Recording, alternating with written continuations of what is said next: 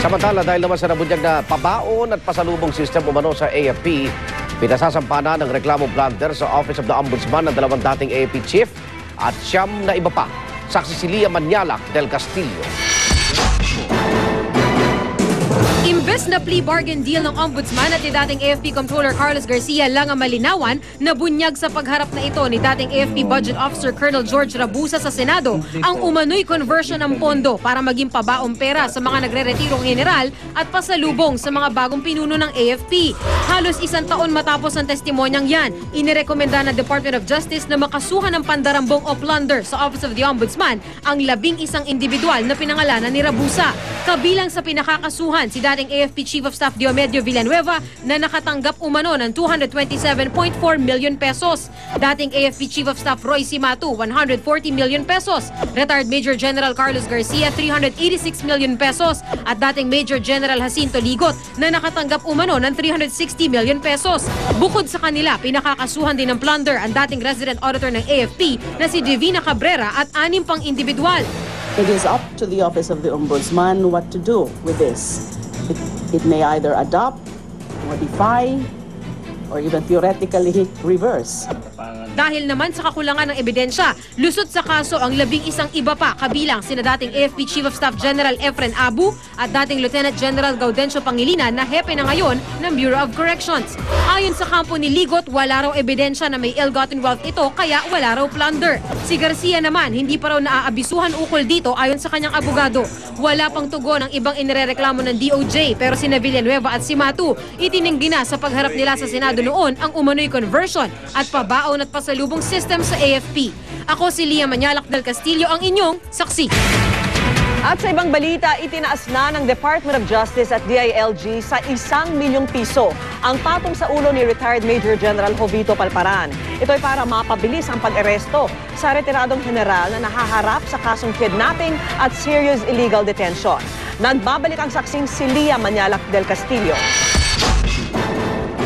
Sa kabila ng mga ipinadala raw niyang surrender feelers, wala pa rin sa kustodiya ng mga otoridad si retired Major General Jovito Palparan na inisyuhan ng arrest warrant noong Disyembre. Kaya naman itinaas na ng DOJ at DILG sa 1 milyong piso ang patong sa kanyang ulo. We are increasing the reward money, the informers or informants award for any information, any significant information that will lead to the arrest of retired Major General Palparan. So we're increasing it effective today from 500,000 to 1 million.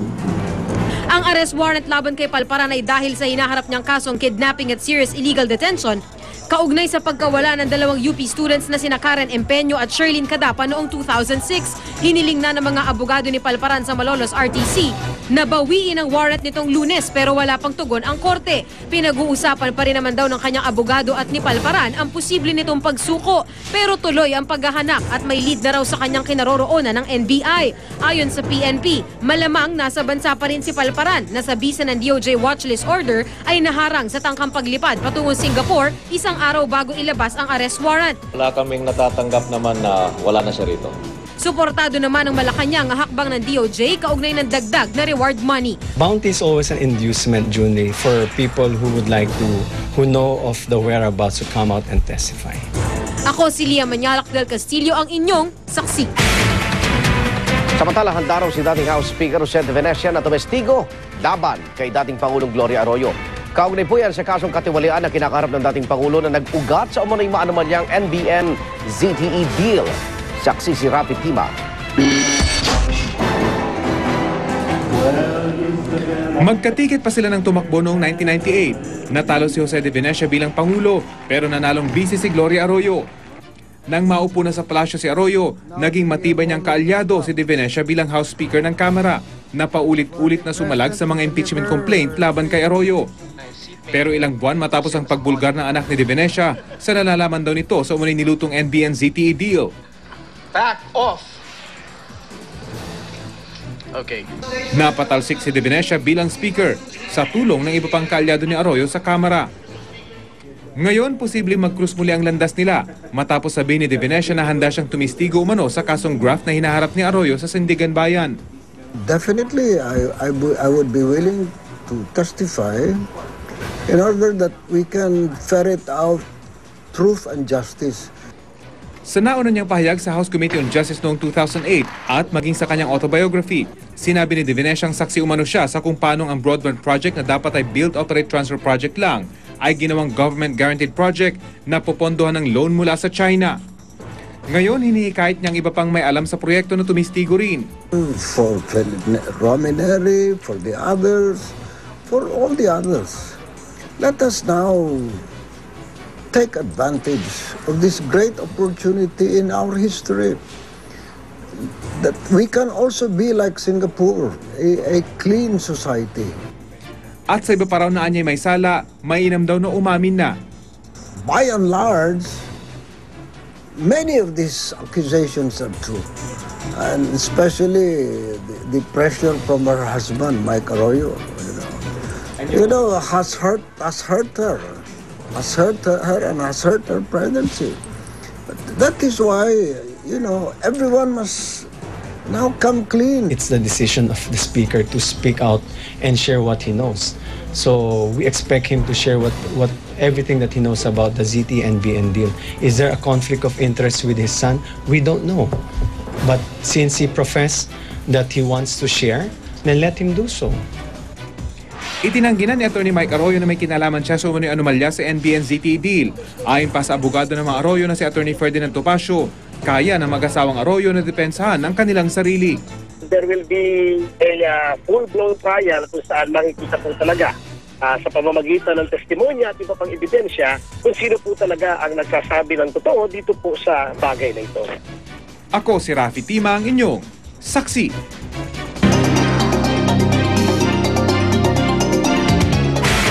Pinag-aaralan na House Prosecution Panel kung pwedeng kuning testigo ang ilang nakaupong maestrado ng Korte Suprema sa impeachment trial ni Chief Justice Renato Corona.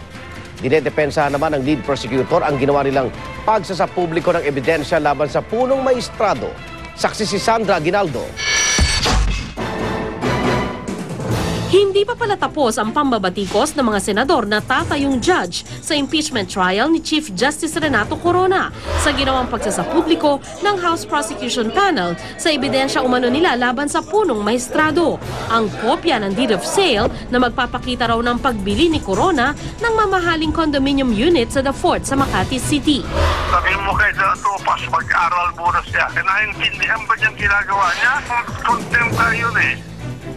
May power yung Senado na to cite anybody for contempt. If they persist in making comments or making public yung mga ebidensyang hawak nila, I myself will put into a vote, bound sila ng rules ng impeachment. Nasa amin na, na-transmit na sa amin eh. At kanina, dumipensa ang lead prosecutor ng House panel na si Representative Neil Tupas Jr. sa ginawa nilang pagsasapubliko ng umano'y ebidensya. Aniya, wala raw silang nilabag dahil nasa articles of impeachment naman ang usapin tungkol sa properties ni Corona. May karapatan din daw ang publiko sa impormasyon. Yung sa sub judice rule, wala po kami linabag doon kasi hindi po namin pinag-usapan yung merito. Kasi yung rule lang naman na huwag mong pag-usapan yung merit. Ganun pa man, ayaw raw nilang makipagtalo pa sa Senado. Pwede naman ho kami mag-comply kung yun ang gusto nila until the trial proper kasi ilang araw lang naman. Hirit naman ni Supreme Court spokesperson Attorney Midas Marquez, kaya naman sagutin ni Corona sa impeachment trial ang tungkol sa kanyang mga ari-arian. Sa mismong sagot ni Corona sa articles of impeachment na isinumite sa Senado, sinabi niyang ang Bellagio condominium ay binili raw niya ng hulugan at idineklara sa SALN. Ang punong maestrado naman ay hindi naman din naghihirap sa buhay dahil magmula nung bata yan sa Ateneo na nag-aaral yan, high school, college, law school, hindi naman mura magpaaral din sa Ateneo. Pinag-aaralan naman ng prosecution team kung pwedeng kuning testigo ang ilang Supreme Court Justice laban kay Corona. Sagot ni Marquez, pwede namang tumestigo ang isang Supreme Court Justice. Yun nga lang, may bagay itong hindi pwedeng sabihin. If ever na merong incumbent justice, dapat meron siya personal knowledge dun sa issue. May alam siya kasi dun siya sa loob eh. So hindi lang yung dokumento, kundi siya mismo alam niya yung nangyari. Diba, katulad ng mga deliberations nila sa kaso, let's say, yung kanilang en banc session, Sa isang in-bank session, walang ibang tao doon kung di silang 15 lamang. No? Dahil nga strictly confidential yung mga discussions. Sandra Aguinaldo ang inyong saksi. At sa iba pa ring balita, inilibing na sa kanyang hometown sa Concepcion, Tarlac. Ang aktor na si Tyrone Perez, isang linggo matapos siyang matagpo ang walang buhay sa Valenzuela. Narito po ang report. Sa kapilya pa lang bumuhos ng emosyon ng pamilya ng aktor na si Tyrone Perez. Ang nanay niyang si Lucia ayaw umalis sa tabi ng labi ng anak. Maliban sa mga kaanak, naroon din ang matalik na kaibigan ni Tyrone sa Starstruck na si Christian Esteban at ang unang girlfriend niya sa showbiz na si Chari Pineda. Alam ko mahirap pero iniisip ko na lang nasa mas magandang lugar na siya ngayon. Mamimiss ko talaga yung genuine friendship ng isang tao. It's not fake kasi pasensya na sa lahat ng mga showbiz. Maraming plastikan dito. Hindi siya plastic.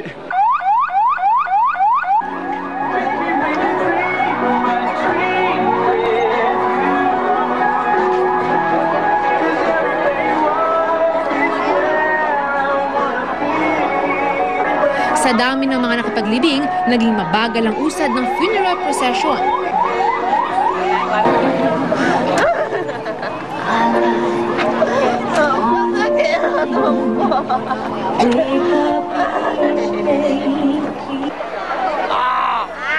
Pagdating sa sementeryo, lalo nang sumikip sa dami ng nais makasulyap sa aktor sa huling sandali.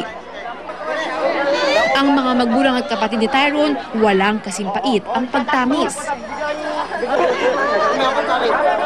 Dala na rin ng emosyon at sa init sa paglilibing, nahilo ang ama ni Tyrone.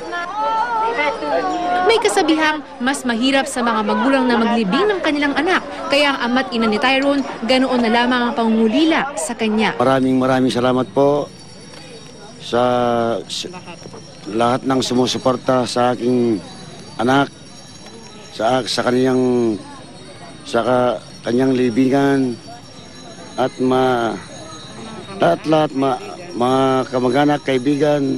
Sa iyo naman anak ko, kung saan ka man naroon, sana masaya ka na. Para sa saksi, Rida Reyes, nag-uulat. Saksihan, mamaya. Ang kwento ng pamamanata ng isang eskultor na nakaukit na ng humigit kumulang 100 replika ng Poong Nazareno. Pagdedeklara ng 2012 bilang taon ni Tandang Sora, tampok sa Barangay Saksi. Batang lalaki, inatake po na isang tigre sa zoo sa Russia. At cake na may habang mahigit 700 metro pinagpiestahan ng libu-libong taga-Mexico. Huwag bibitiw! Sama-sama pa rin tayo magiging saksi.